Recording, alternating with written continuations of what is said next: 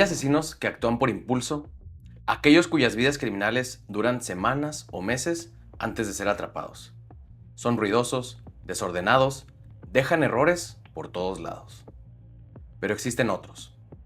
Asesinos que no se precipitan, que no se apresuran, que entienden que el verdadero poder no está en el acto, sino en la espera.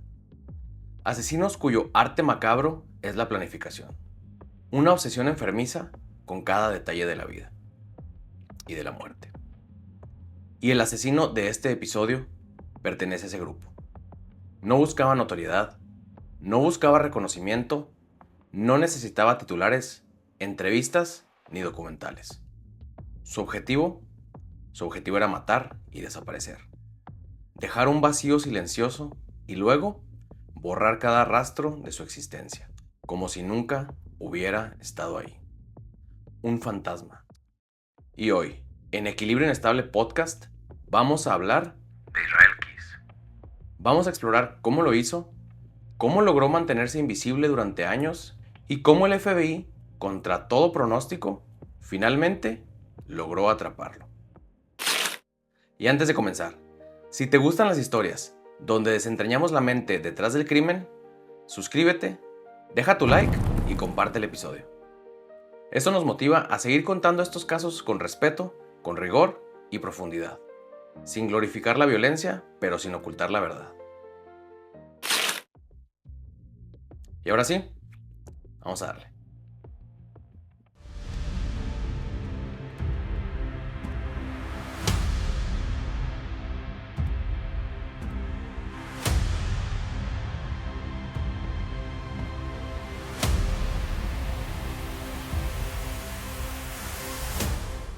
Israel Kiss nació el 7 de enero de 1978 en Richmond, Utah. Su infancia fue todo menos convencional. Educación en casa, familias numerosas, un entorno rígido, estructurado, con reglas estrictas y expectativas constantes de autodisciplina. No había mucho espacio para el error. Desde pequeño era reservado, observador y extremadamente metódico. No era violento, no era explosivo, pero su mente funcionaba como un tablero de ajedrez. Siempre varios movimientos adelante, planeando, evaluando, anticipando cada posibilidad. Creció con una obsesión silenciosa por el control. Controlar su entorno, controlar situaciones, controlar a las personas que lo rodeaban. Esa necesidad nunca desapareció, solo cambió de forma. Y con los años, tomó una dirección cada vez más oscura y peligrosa. Durante su juventud, Kiss mostró un fuerte interés por armas y supervivencia, aprendiendo tácticas de caza, orientación, navegación y logística. Habilidades que, en otro contexto, habrían sido inofensivas, pero que más adelante se convertirían en herramientas letales.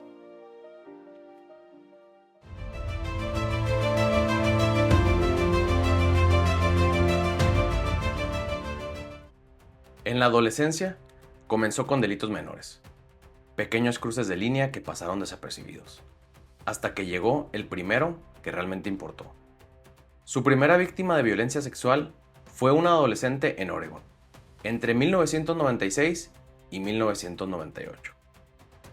La joven sobrevivió y ese detalle es crucial, porque aunque no hubo un asesinato, para Kiss ocurrió algo irreversible. Descubrió que podía dominar, que podía someter y sobre todo, que podía salirse con la suya. Después de servir en el ejército de Estados Unidos, Kiss se trasladó a Washington. Y ahí, sin testigos, sin ruido, comenzó a cometer asesinatos completos. Cada crimen estaba cuidadosamente planeado. No improvisaba, no reaccionaba. Elegía el lugar, estudiaba la logística y dejaba escondites preparados con armas y herramientas. Nada se dejaba al azar. Cada asesinato era un proyecto a largo plazo, a veces preparado durante años, con cada detalle diseñado para no dejar huellas, ni errores, ni conexiones visibles.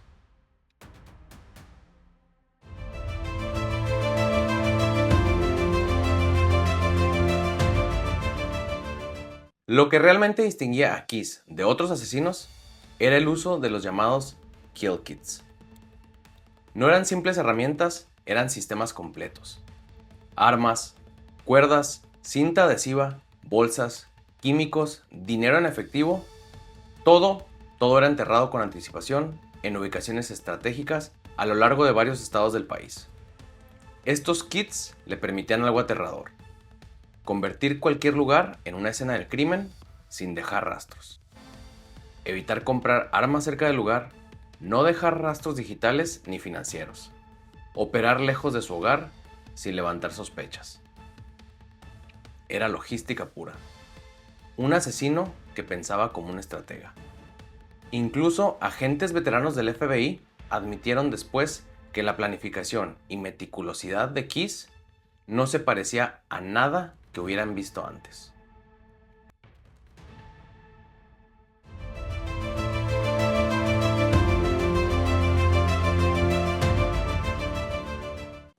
A diferencia de muchos asesinos seriales, Keys no tenía un patrón emocional, ni sexual o demográfico evidente. Hombres o mujeres, jóvenes o mayores, ciudades grandes o pueblos pequeños. Todo parecía aleatorio. Y no era un error. Nunca conocía a sus víctimas antes del ataque.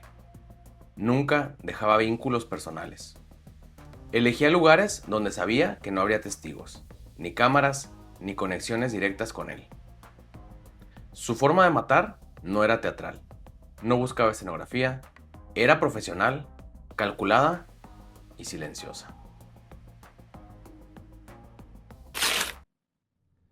En junio del 2011, Keys voló desde Alaska hasta Chicago. Alquiló un auto y condujo más de 1000 millas hasta llegar a Vermont. Ahí eligió a Bill y Lorraine Courier, una pareja común, sin enemigos, sin conexión con él. La metodología fue la misma de siempre. Recuperó un kill kit enterrado tiempo atrás, ató a la pareja, los llevó a un sitio aislado, asesinó a Bill, violó y estranguló a Lorraine. Lo más aterrador de todo esto es que ninguno de los cuerpos fue encontrado jamás. Y aunque Keys dio pistas al FBI, los restos nunca pudieron ser recuperados.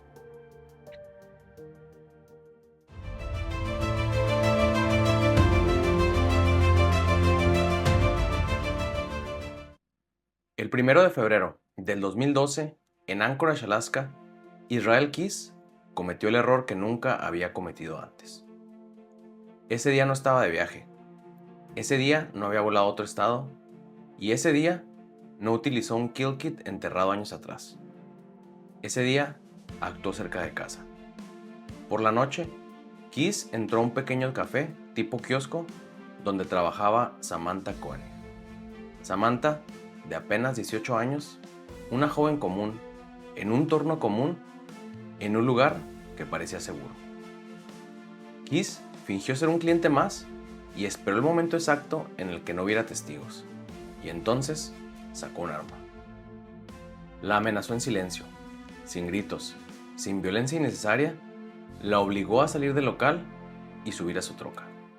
La llevó hasta su casa, hasta un cobertizo en el patio trasero, un lugar frío, aislado, preparado. Ahí la ató, la violó y finalmente la estranguló. Pero lo verdaderamente perturbador vino después. Keys no huyó, no se escondió, no desapareció. Volvió a su rutina diaria. Salió con su hija, habló con conocidos, actuó como si nada hubiera pasado. Días después, maquilló el cuerpo de Samantha, le cosió los ojos abiertos, la sentó para tomarle una fotografía sosteniendo un periódico reciente para simular que seguía con vida. Luego, escribió una nota de rescate exigiendo $30,000. Usó la tarjeta bancaria de Samantha y comenzó a retirar dinero en distintos puntos del país. Por primera vez, Israel Keys dejó un rastro. Y no lo sabía, pero ese rastro ya estaba siendo seguido.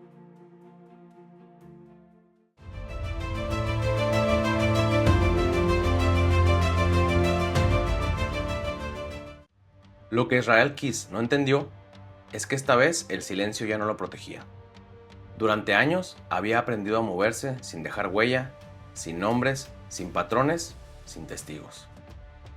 Pero la desaparición de Samantha Koenig activó algo que Kiss siempre había evitado: urgencia. Su familia no esperó días, no esperó semanas, denunció su desaparición casi de inmediato. Y cuando el tiempo se acorta, los errores comienzan a aparecer. El FBI entró en escena con una ventaja que nunca antes habían tenido con Kiss: una víctima identificada, un punto exacto de desaparición y algo que casi nunca permitía: un rastro activo. El primer indicio fue bancario. La tarjeta de Samantha comenzó a moverse. No compras grandes, no excesos, solo retiros pequeños, medidos, precisos. $100, 50, otros 100 más. Era el estilo de Kiss. Control absoluto. Nada que llamara la atención. Pero cada retiro activaba algo invisible para él: cámaras, tiempos, coordenadas. Los analistas del FBI no veían dinero, veían puntos en un mapa. Un punto, otro más. Alaska, luego cientos de millas al sur, luego otro estado, luego otro. El mapa no mostraba caos, mostraba movimiento. Y el movimiento significaba dirección. Fue entonces cuando los investigadores notaron algo crucial. Israel Kiss no estaba usando su propio vehículo. Se movía en automóviles rentados. Para Kiss, los carros rentados eran invisibilidad sobre ruedas. Ningún vínculo directo, ninguna placa repetida, ninguna rutina clara. Durante años eso había funcionado, pero ahora ese sistema empezaba a delatar. Cada renta dejaba registros, fechas, horas y ubicaciones. El FBI comenzó a superponer capas de información: contratos de renta, cámaras de tráfico, peajes, registros bancarios, horarios exactos. Y de pronto, el fantasma empezó a tener forma. Los agentes se dieron cuenta de algo inquietante. No estaban persiguiendo a un hombre desesperado. Estaban siguiendo a alguien que seguía convencido de que nadie lo veía. Kiss conducía durante horas, dormía en su auto, cambiaba rutas, evitaba ciudades grandes. Se sentía seguro. Lo que él no sabía era que en oficinas silenciosas, frente a pantallas llenas de mapas y números, alguien ya estaba varios pasos adelante. El cerco se cerraba lentamente, sin sirenas, sin confrontación. Una casa silenciosa. El 13 de marzo del 2012, en Lufkin, Texas, en el estacionamiento de un supermercado cualquiera, Israel Kiss fue detenido. No corrió, no gritó, no peleó. Fue una detención tranquila, una detención fría y controlada. Kiss estaba sentado dentro de un automóvil rentado, el mismo tipo de vehículo que había usado durante años, para cruzar estados, para desaparecer, para matar.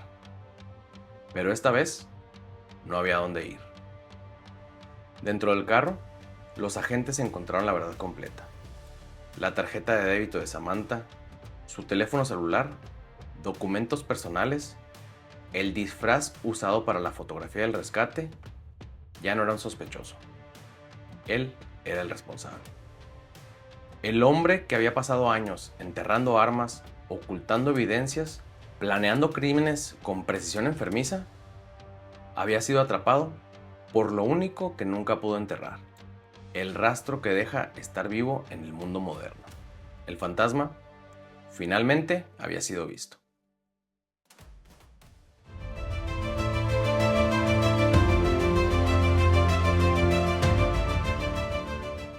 Kiss pasó más de 40 horas siendo interrogado por el FBI. Confesó al menos 11 homicidios en distintos estados del país. Reveló la ubicación de varios kill kits, describió su metodología con frialdad quirúrgica y nunca mostró remordimiento. Dijo que disfrutaba lo que hacía y que habría seguido matando si no lo hubieran detenido. El 1 de diciembre del 2012, Israel Kiss se suicidó en prisión. Debajo de su colchón, los agentes encontraron 11 cráneos dibujados con su propia sangre, probablemente representando a sus víctimas confirmadas. Nunca se sabrá el número exacto de asesinatos, pero todo indica que el total real podría ser mucho mayor.